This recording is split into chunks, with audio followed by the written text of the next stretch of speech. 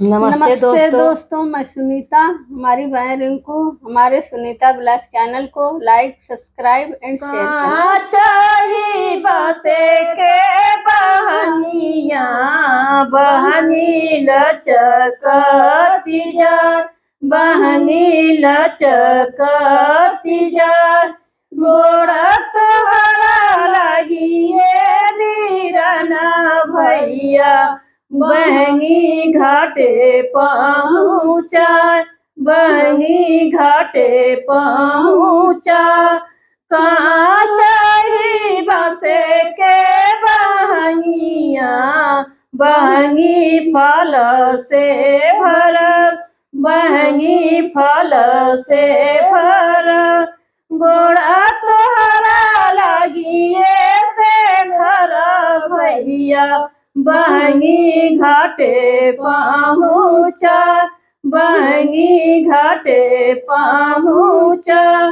का चाही बसे के बहनिया, बहनी फल से भर, बहनी फल से भर, गोड़ा तोहरा लगिए जसवंत भैया, बहनी घाटे पहुँचा, बहनी घाटे पहुँचा।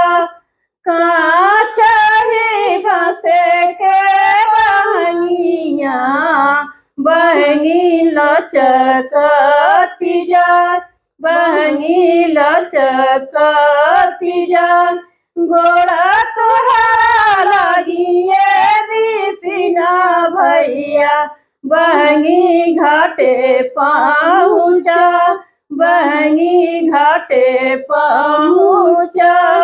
का चाही बसे के बहनिया, बहनी घाटे लचकती जा, बहनी लचकती जा, गोड़ा तोहरा लगिए लगिया भैया, बहनी